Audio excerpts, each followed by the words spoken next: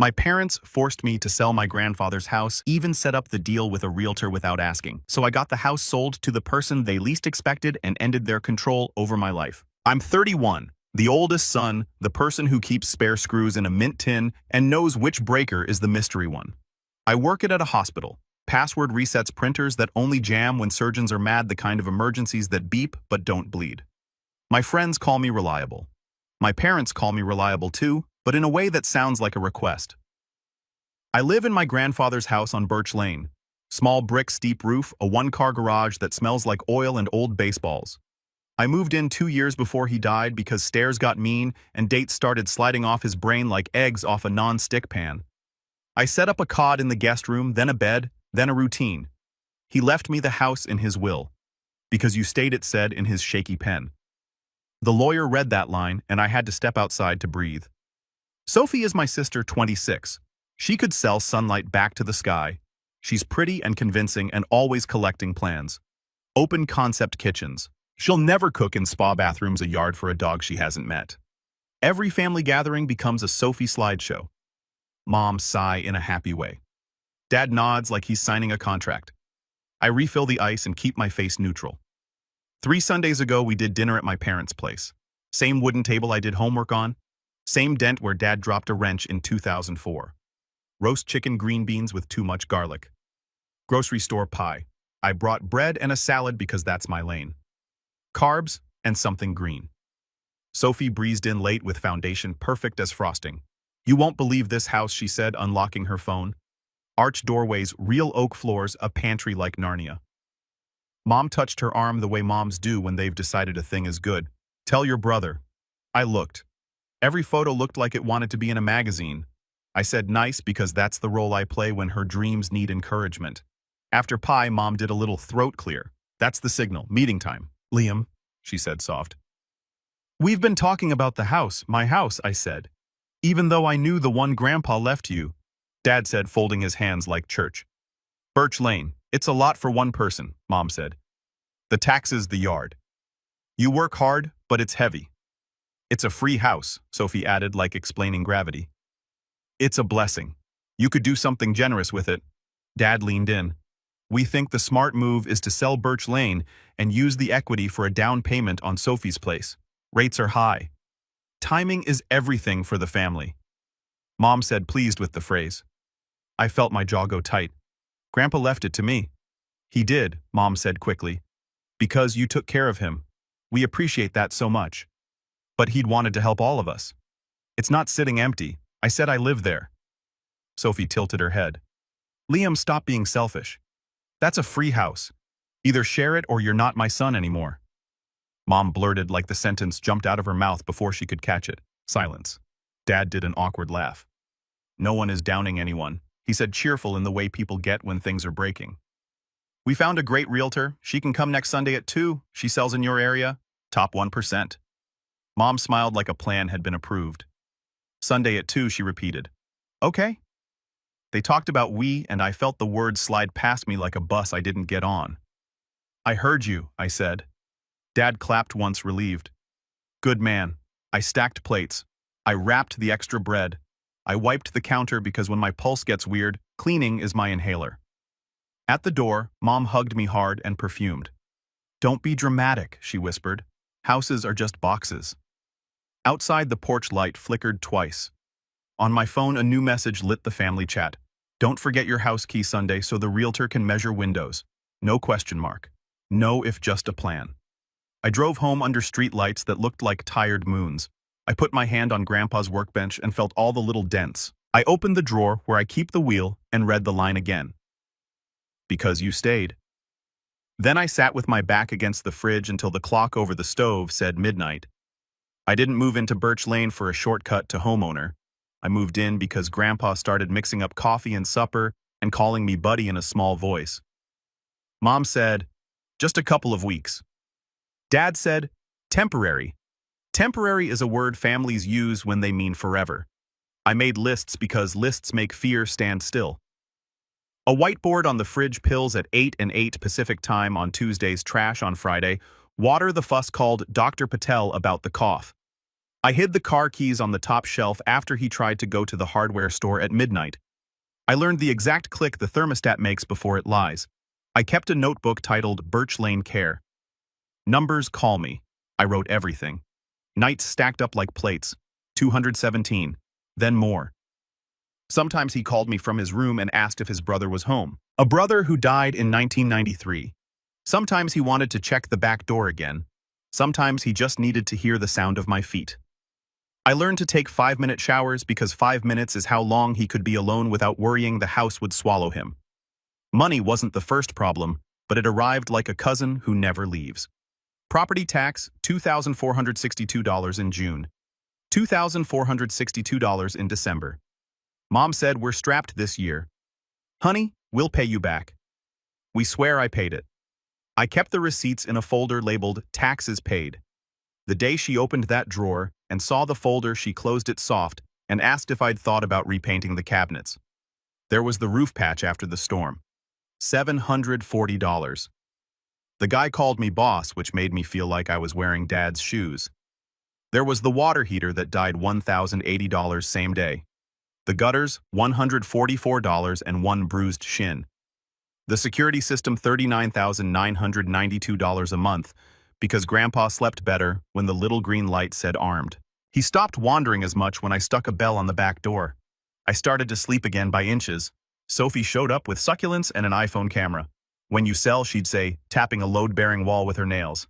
You'll knock this down. You have to do open concept. She said, sell like the season would change without me. Mom came by with soup and notes like I was a babysitter. 2 minutes she wrote on masking tape like I couldn't read the lid. Dad fixed small things, tightened a hinge, changed a smoke detector battery, and then stood with his hands on his belt like a contractor proud. Before he left, he always said, call if you need anything, and then his phone would ring and he'd wave and go. Grandpa's hands got shakier. Mine did too. I learned to count breaths while waiting for test results. I learned the taste of panic at 3 a.m. and the relief of a nurse's calm voice. When Grandpa forgot my name for the first time, he said, you, and pointed at his heart. I said, yeah, and pointed at mine.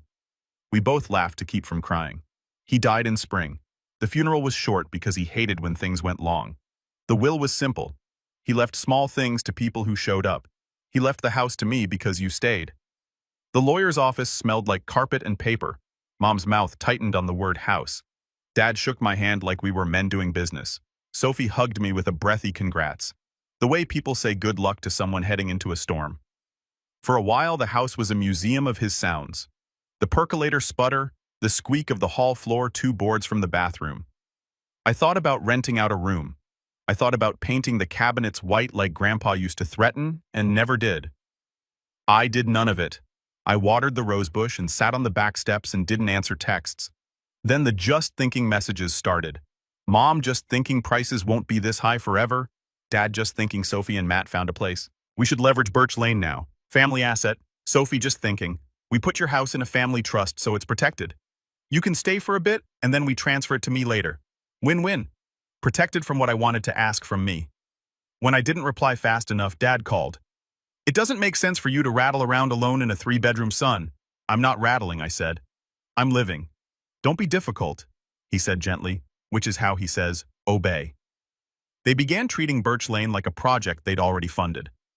Dad came to measure for the listing even though nothing was listed. Mom put blue painter's tape on the trim and said, buyers noticed the little things. Sophie brought her boyfriend to just visualize. I changed the locks. Mom cried on the porch and called me cruel. I let her in because the muscle memory of being good is strong.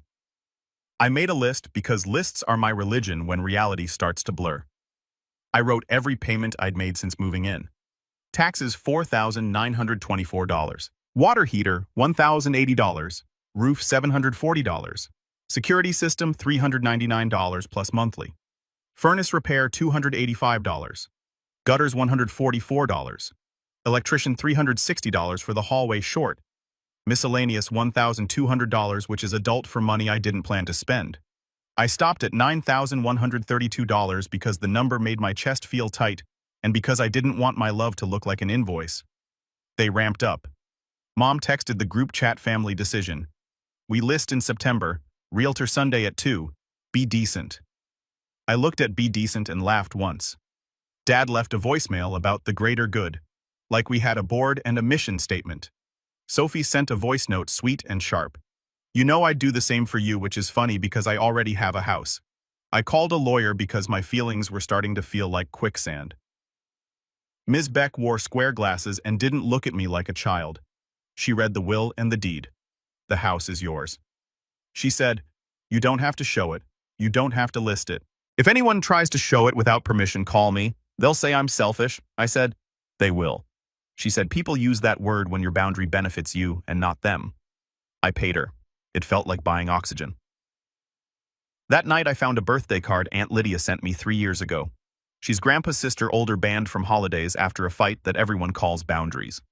Now the card had $5 bills taped inside and 4 words in her spiky hand. You are not a mule. I put the card in my pocket and slept like a person with a plan I hadn't formed yet. I called Aunt Lydia the next morning. She picked up on the second ring.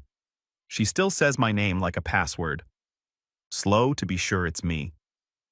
You good? She asked. No, I said. But I'm calling. We met at a diner off Route 7 with coffee that tastes like cardboard and pancakes that taste like childhood. She slid into the booth like someone who expects to be told to leave. No one told her to leave. We ordered eggs. I told her everything. I told Oad. She listened with her chin in her hands and didn't make her face into a show. When I finished, she said, your mother hates the feeling of no. Your father avoids hard rooms. Your sister thinks needs or wishes with better lighting. What do you want? No one had asked me that yet. I want quiet, I said. I want Birch Lane not to be a stage. I want to stop being the mule. Lydia smiled. Keep the house or sell it, but you decide. I can't sell it to them, I said. I can't sign papers and then drive by and see Sophie plus Matt painted on the mailbox over the number I learned to memorize when I was 10. Then don't, she said. Sell it to me. I looked at her. Are you serious? I've been saving, she said. I rent a 1-bedroom over a florist. It smells like lies and loneliness. I want a yard. I want a garage.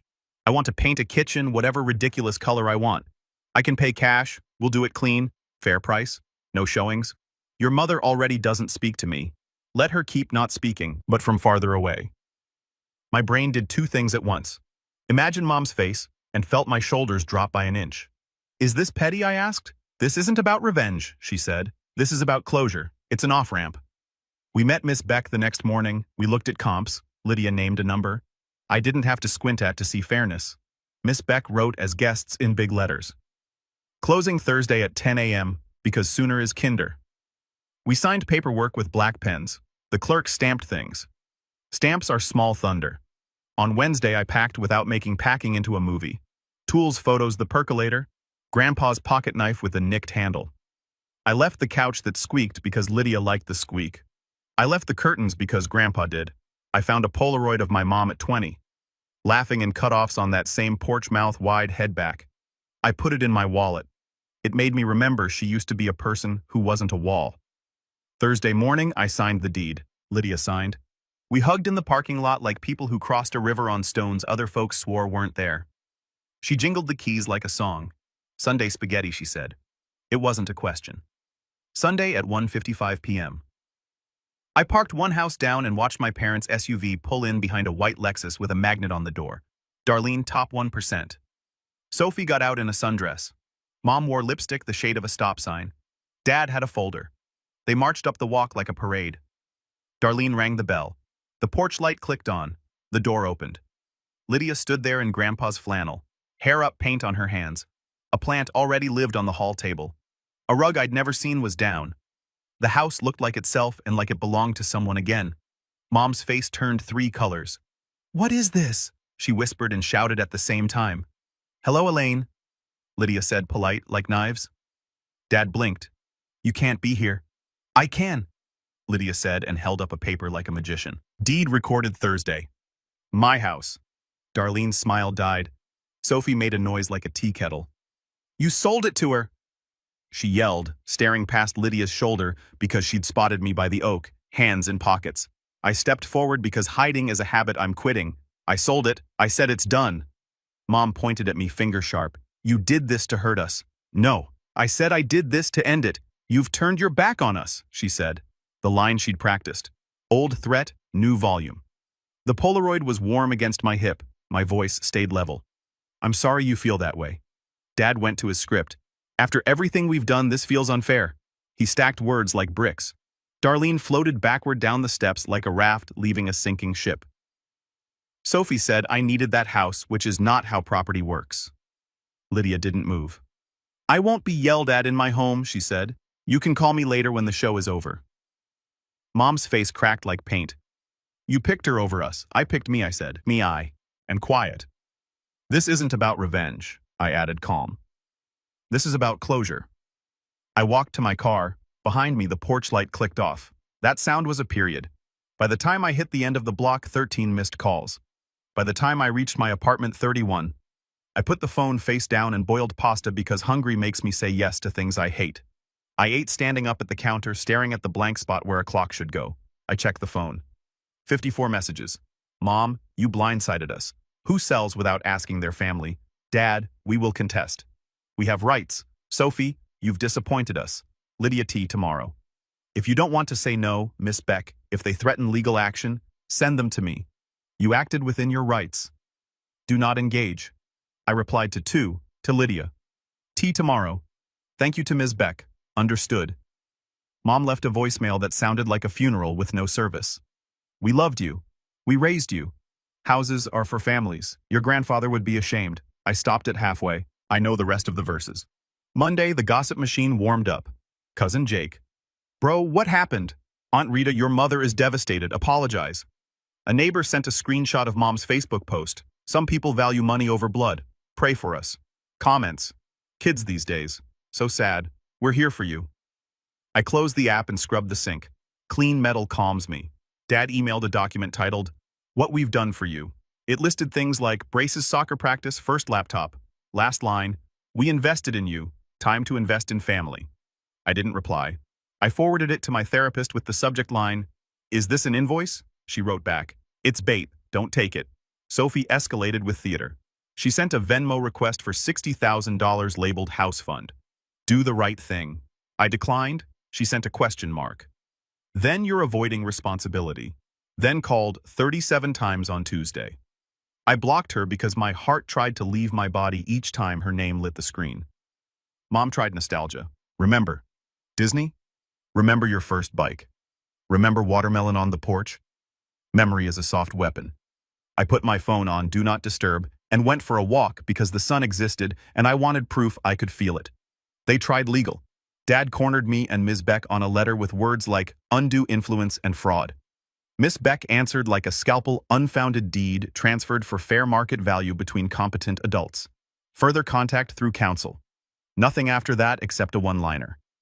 "We'll see." Which is what people say when they won't. Sophie posted a crying video in her car with a Bible verse in the caption. People sent it to me like it was news footage. I put my phone in a drawer and went to bed at 9:30 like a 70-year-old. Tuesday I had tea with Lydia in the Birch Lane kitchen. She'd hung a small clock and a photo of Grandpa holding a fish. The house felt relieved. We drank tea out of mugs that didn't match. She handed me my spare keys in a Ziploc. "You left these," she said. She also gave me the pocket knife I'd forgotten in the junk drawer. "You'll want this later," she said. "They're going to keep coming," I said. "Of course," she said. "They need your yes more than they need your help." "What do?" I asked. "Nothing heroic," she said. "Eat your toast. Say no without a paragraph. Block when your heart rate jumps. Go home when you need to. Build a life that isn't a reaction." I went home and set up an automatic transfer for the first of the month, $1,650. The exact number my parents used to float as my share for the greater good. Watching that money hop into my own savings felt like flipping a breaker back on. Wednesday, Mom appeared at the hospital cafeteria like a ghost. "We're talking," she said, already sitting. "I'm at work," I said. She leaned in. "You humiliated us. We brought a realtor to your house and you—" "It wasn't my house anymore." I said, "You owed us a chance." She said I owed Grandpa. I said I stayed. I paid. He left it to me. Her mouth pinched. "Don't throw that in my face. I'm laying on the table." I said, "You tried to list my home." I said no. "If you keep this up, don't expect us to treat you as family." She said, softer now, deadlier. If that's what you need to say today, I said. Steady. Okay. Her eyes went bright. Therapy has poisoned you. This isn't about revenge, I said. This is about closure and boundaries. She stood so fast the chair squeaked. Enjoy your little apartment. I will, I said. That night, Dad called from a block number family meeting. Come over. No, I said, don't be like this. No, I repeated. No paragraph. It felt like stepping onto a dock and finding it solid. They tried a new strategy. Other people. A cousin, I don't see messaged a sermon about honoring parents. A neighbor stopped me by the mailboxes. Your mother is heartbroken. I know, I said I can't fix it. Miss Beck emailed to say Dad called her office to propose a deal. She told him there was no deal. He told her I was ungrateful. She told him not to call again. Small good things happened. I wrote them down because my brain likes to count. Slept 7 hours, ran 2.5 meters without stopping, ate breakfast sitting down, answered 3 emails at work without rereading them 4 times, laughed at a video of a bulldog on a trampoline, didn't check my phone for an hour, texted a friend to see a movie and didn't cancel. Sophie slipped a note under my apartment door in careful loops. You ruined my future. I hope it was worth it. I didn't respond. I folded the note, then unfolded it, then put it in the trash. My hands shook for 5 minutes. Then they didn't. On the second Sunday at 2, the old realtor hour, I made pancakes with blueberries and listened to the game on the radio. The DJ told a story about a guy who built a boat in his garage over 2 years, 1 plank at a time. I flipped a pancake and thought, that's how this works. Board by board. Lydia texted me a photo of the oak with a ribbon around it that said, we stay. She wrote, neighbor brought lemon bars. 1, I wrote yes. She left a plate on my stoop with a post-it. Take 2. I took 3. The call started to slow, not stop. Stories like to run even after the credits, but slow enough that my body noticed. I moved the Polaroid of my mom to the fridge with a magnet shaped like a fish. It reminded me she was a girl once laughing on a porch before life taught her volume works. On Wednesday, Dad sent one more email. We can fix this if you sell the condo you bought with that cash and put it towards Sophie's house. I haven't bought a condo. I read the sentence twice and realized they don't know me. They know a version they made because it's tidy. I went for a run. It was ugly and good. When I got home, I made a list called Things That Are Mine. My paycheck, my time, my sleep, my Sundays, my yes, my no. On the third Sunday at 2, I didn't think about realtors. I stood in Lydia's kitchen, now her kitchen, while she stirred tomato sauce that stained the air red. She handed me a bowl and said, eat before you talk. I ate. We talked about nothing big. We didn't say my mother's name. The house hummed low and kind, the way it hums when the people inside aren't trying to break it. Here's the clean version. My grandfather left me a house because I stayed. My parents treated it like a family asset. They just hadn't moved yet. They said words like free house, selfish for the family, and either share it or you'd be cut off from the family. I said no. They brought a realtor. I sold it 2 days earlier to the only person who ever asked what I wanted. When they saw Aunt Lydia at the door, they screamed. Then they called me names, rewrote history, and waited for me to feel bad enough to undo a legal deed. This isn't about revenge. This is about closure. It's about moving the lock from the outside of my life to the inside and keeping the key in my pocket. It's about refusing to be a mule because someone says family louder than I say no. It's about not funding other people's plans with the one thing I earned by showing up. I can love my family and still refuse to hand them my house, my savings, my sleep, or my quiet.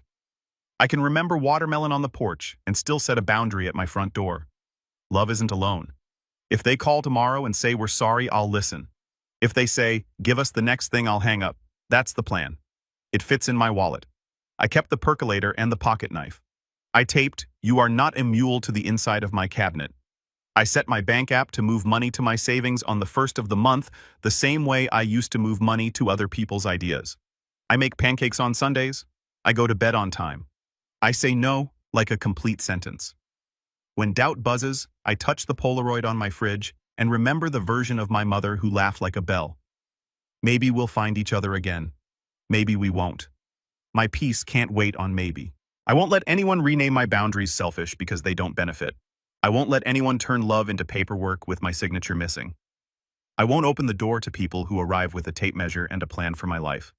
The oak tree on Birch Lane is still there. It isn't mine anymore. It doesn't need to be. It's rooted with someone who won't list it for showings on a Sunday. That click you heard earlier, the door shutting. Finally, I'm Liam. I stayed. I chose quiet over applause. I'm not a hero. I'm a man who moved the key to his own side of the lock. I'm going to be okay.